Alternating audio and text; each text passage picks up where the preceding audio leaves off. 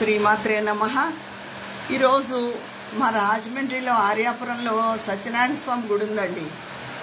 ఈ స్వామి చాలా ప్రసిద్ధి, మాకు చాలా నమ్మకం.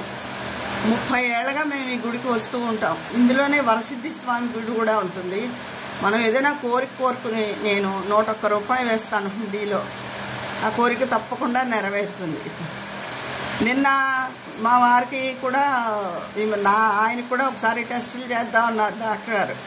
ఈ మధ్య నాకు బాగుండక వెళ్తున్నాను కదా, అయితే షుగర్ టెస్ట్ అవే కాకుండా కిడ్నీ టెస్ట్ అవన్నీ కూడా చేశారు. ఇవన్నీ ఎందుకు చేస్తున్నారా బాబు అని నాకు కొంచెం కంగారుగా అనిపించింది. భగవంతుడికే దండం పెట్టుకున్నాను. కానీ రిపోర్ట్స్ అన్నీ నార్మల్గా ఉన్నాయండి. షుగర్ ఎలాగా ఉంది కాబట్టి అది ఉన్నట్టు కొంచెం వచ్చింది అంతే. అది అందుకని పొద్దున్నే గుడికి వచ్చాం అన్నమాట. చాలా తులసి దళాల అలంకరణతో ఈ సత్యనారాయణ దేవుడు ఎంత మనోహరంగా ఉన్నాడో చూడండి. రాజమండ్రి ఎప్పుడైనా మీరు ఎవరైనా వస్తే ఆర్యాపురంలో ఉంటుందండి ఈ గుడి.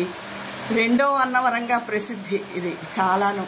నేను ఇదివరకు ఒకసారి చెప్పి వీడియో పెట్టాను, మళ్ళీ ఇవాళ వచ్చాను. అయితే అస్తమానం వస్తాము. మీ అందరికీ ఒక్కసారి స్వామిని చూడాలనిపించిందండి, చూపించాలని అనిపించింది.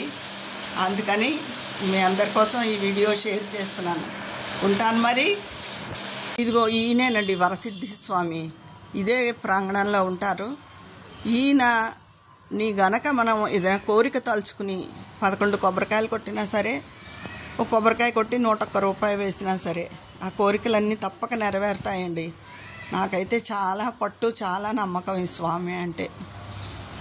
తర్వాత ఇక్కడే శ్రీ వెంకటేశ్వర స్వామి వారు ఉంటారు, శ్రీదేవి భూదేవి సమేతంగా.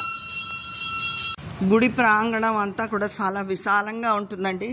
ఇక్కడ పెళ్ళిళ్ళు అవన్నీ కూడా జరుగుతూ ఉంటాయి ఈ మంటపాల్లో. నిన్న ఇప్పుడు జరుగుతుంది ఫాల్గుణ మాసం, మాఘమాసంలో చాలా పెళ్ళిళ్ళు జరుగుతాయి. అయితే సుబ్రహ్మణ్యేశ్వర స్వామి కూడా ఉన్నాడు, ఒకసారి మీకు చూపిద్దామని. ఇదిగోనండి సుబ్రహ్మణ్యేశ్వర స్వామి గుడి. తర్వాత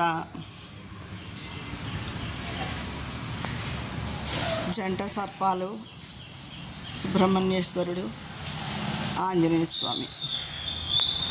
విశాల ప్రాంగణంతో చాలా ప్రశాంతంగా ఉంటుందండి. ఇది మండపం.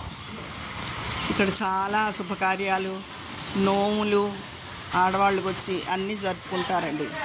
చాలా ప్రశస్తి గల గుడి. చెప్పాను కదా 2వ అన్నవరంగా ప్రాచుర్యం పొందింది ఇది. స్థల పురాణం కూడా ఉంటుంది. మీరు రాజమండ్రి ఎప్పుడైనా వస్తే ఆర్యాపురంలో సత్యనారాయణ స్వామి గుడిని తప్పకుండా దర్శించుకోండి. ఇదిగో ధ్వజస్తంభం. ఉంటాను మరి.